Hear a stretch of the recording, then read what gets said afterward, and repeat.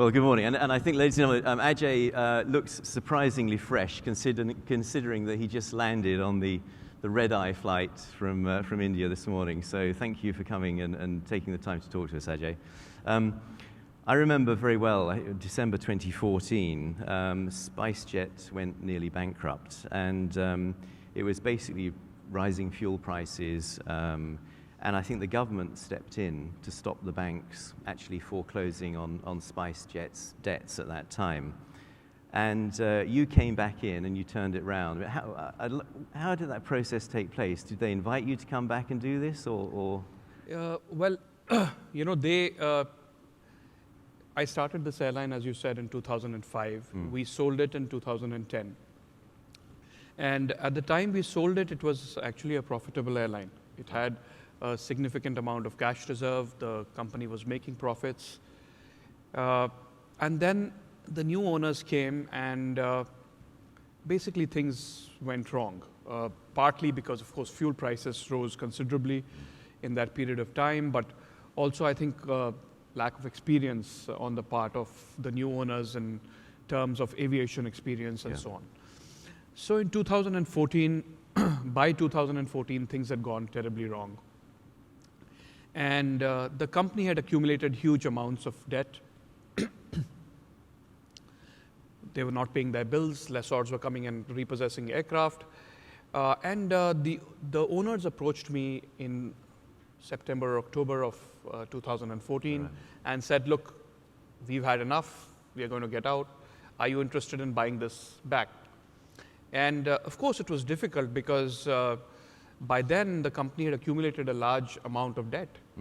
But I thought at that time that it was worth thinking about because the fuel prices had started to go down.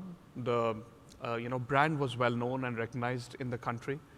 I thought I knew what the issues were, where the problems were, and where really large mistakes had been made by the previous owners. And I thought some of those could be corrected quickly, some of them over a longer period of time. But I thought there was great potential. Like you said, India is the fastest growing aviation market in the world. We have 1.3 billion people. Only 3% of those 1.3 billion fly today. Yeah. The market is growing 25% every year. It will not continue to grow at 25%. Of course, it will depend on infrastructure and so many other issues. But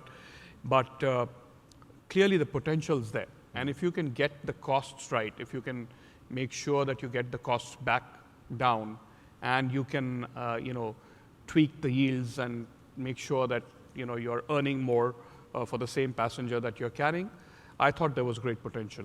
So they approached me and I thought it was well worth this. So we signed an agreement actually in December in which I said I would do diligence for 30 days. So you can't shut down the airline for 30 days. 1 week after that agreement was signed, they shut down the airline. So I went back to them and I said, look, what the hell, because once the airline is shut, of course, that's very difficult to restart because the lessors have taken their planes and the creditors and the consumers have stopped buying seats. Passengers just stopped buying seats. So I pretty much got into this overnight because I didn't want to see the airline shut for a period of time. And it would have been difficult to revive from there. So it was shut for 1 day, and that was the day on which the transfer happened. And just about everything that could have gone wrong had gone wrong. The creditors were hounding the airline, the consumers not buying tickets, the lessors were asking for their planes. It was, the government was chasing the company, the oil companies, the airports. So it was pretty much all gone wrong. And since then, we've had a great ride for 2 years. It's been absolutely fantastic. And how much of that do you put down? I mean, as I was saying cynically earlier, down to low fuel prices, and how much of that is down to what you've actually done since you took over? I think the fuel prices helped, of course, but that's just one part of it. There was just so many things to be done. First, just to restore trust in the airline, just to get operations back in shape. Make sure that we were flying, not canceling flights, then flying the flights on time, and then starting to work on the big ticket cost issues, Contracts, they were horribly wrong. Some of them had to be renegotiated. All right. You had to get your fleet back in shape. You had to fly. And one of the reasons that low-cost airlines are low cost is because, of course, the utilization of the fleets are high. Yeah. And this fleet was only being used, the planes were being used 9 hours on average. We currently use our Boeing fleet 14 hours on average. Well, that's a huge. So that's a big difference. Yeah. We rationalized the airports. We focused on the more profit-making routes. We just redid the network pretty much completely. We've looked at ancillary revenue in a very big way. We were just at 5% of our revenue was ancillary at that time. And today we are at 16%. The cargo business is making a lot of money. It's extremely profitable. We've got a very large number of products that consumers need. Seat selection, the Max product, which is a premium economy product without really sacrificing the number of seats on the plane. And is that a separate cabin, or is that? No, it's not a separate cabin. Again, we need to remain the lowest possible cost producer of airline seats. And you can't really do that if you have 2 cabins and you reduce the number of seats. And in our view, you need to keep, we fly the Boeing 737-800, and that has a max capacity of 189 seats. We fly with 189 seats. What we've done is we've taken the first 3 rows and we've increased the pitch for those first 3 rows and reduced the pitch just a little bit for all the remaining rows. And that works well. There is a product where consumers have 4 inches more, they get a priority check-in and bags out first, and we charge for that. So in terms of the number of seats we have, it's the same. So the cost on a per seat kilometer basis remains the same, but we just get that extra yield. And we have that differentiated product. So that's helped a lot. We've rejigged the route network. We fly much more international now than we used to. 25% of our capacity is now international. That's very interesting. And we discover new things about the Indian market. It's a massive market, and what we call small town market in India is actually, those would be pretty much large cities in most parts of the world. There are 2, 3, 4 million population. And we've discovered that a lot of them really don't want to come to the hubs anymore, the Delhis and the Mumbais. They'd rather fly from their own towns, and they'd fly international from their own towns. And we are discovering new markets. So we've done a lot of work, culminating, of course, in the fact that we've placed a large order with Boeing. So just to go back quickly, the last 2 years, for 22 months in a row, we've had a load factor in excess of 92%. Wow. This for an airline which people had sworn never to fly again when it was canceling flights left, right, and center in 2014. We've had 8 profitable quarters. We've had a situation where the on-time performance of the airline is now the best. The best in India. Yes. In India. So we are focusing a lot on the quality of our operations, on offering customers that little bit more, trying to get yield up in a fairly competitive environment, and experimenting with new routes, and working very hard on the ancillary piece, the cargo, and there'll be some more new announcements coming up in the next few weeks. Yeah, very interesting. And I love the way you said, we've got new aircraft coming. Actually, ladies and gentlemen, SpiceJet have got a firm order for 155 MAX 737 MAXes, and I think you've got a further 50 on option. One of the questions about this is, where are you going to deploy all those aircraft? And I suppose also you talked about new markets. You're more northern India than southern India. That aircraft, I guess, will give you a lot more opportunities to fly to new destinations from northern India. Oh, absolutely. And we are not more North India. We are equally South India as we are North India. Oh, okay. But what the new aircraft order does for us is that it acts as something of a hedge against the potential of a fuel price increase. Because we placed a large order, and because we found ourselves in a strategic position in India where both Boeing and Airbus desperately wanted us.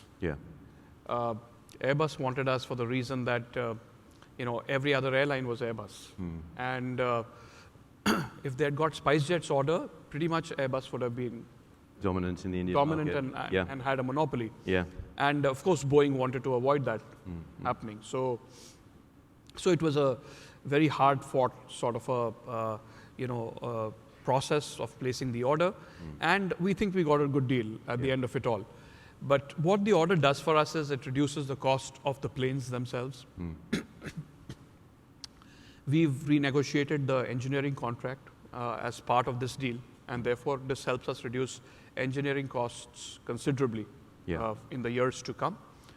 Of course, the financing climate itself is pretty benign, and we think that we can get good financing for the planes. And of course, the MAX aircraft has 20% lower fuel burn than our existing fleet. Wow, that's huge. So all those will significantly bring down operating costs for SpiceJet in the subsequent few years.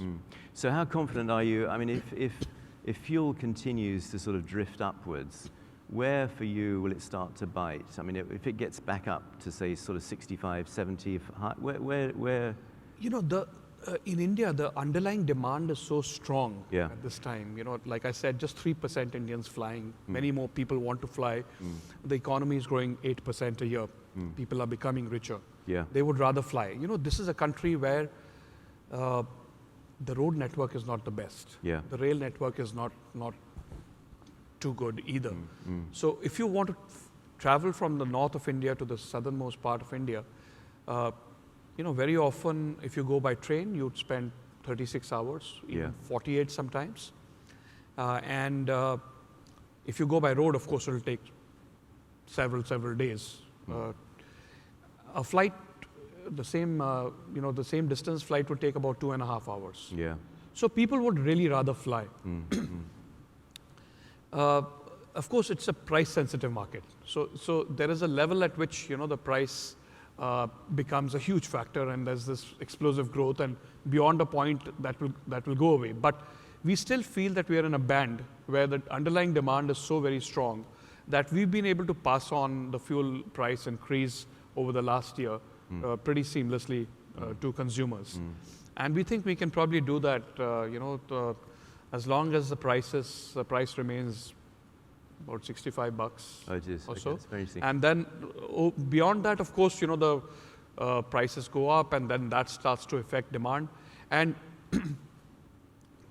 if oil is at 70 or 75, perhaps we won't see 25% growth. Yeah. But perhaps we'll still see 15, 16, 17%. Yeah. And of course, in India, I mean, it's probably, I don't know if you agree with me on this, but I would say it's probably the most highly regulated market on the planet, with government interfering at almost every level. And of course, even in fuel, you've got massive ATF levies that are levied by the provinces. You're very interesting because you're actually, as I understand it, leading the charge with government now about the latest civil aviation policy that was introduced last year. Can you share some of your experiences about that, about dealing with government? Well, I've been part of government for a period of my life, and I think in aviation, much like anything else, there is a lack of understanding in a government like India. There isn't that much domain expertise that exists. And traditionally, because India was a socialist country, government and bureaucrats looked upon aviation as something for the rich. So they taxed it much as they taxed color televisions. There used to be the color television when it first came. They said, look, this is for the rich. Let's put a large tax on it. Yeah. So it's like a sin tax. Yeah. And just like you tax tobacco or alcohol, governments have tended to tax aviation. Yeah. But of course now mindsets are changing, and I think government is realizing that, look, this is something which helps the economy, helps tourism, creates jobs and so on. And so we are trying very hard to align our policies and our regulations with international standards. Yeah. And I think that's finding a lot of traction. For example, our regulator, which is the DGCA, the Director General of Civil Aviation, we have taken it upon ourselves as airlines, and two of us, SpiceJet and Indigo, are pretty much leading the charge in creating what we call the EGCA, where we put pretty much everything to do with DGCA online and have all process happen transparently through a electronic system. Yeah. Second, we are looking at aligning all rules with the EASA or what is happening in FAA and so on. Yeah. And that process is going extremely well right now. And we've got a small group, and government has said to us that, look, feel free to just throw out that regulation if you can't alter it and propose something which is just completely new. And we are doing it, and it will take time, of course, because there is still a mindset issue with some people and so on. But there is a terrific push from the government at the senior most level to make it happen.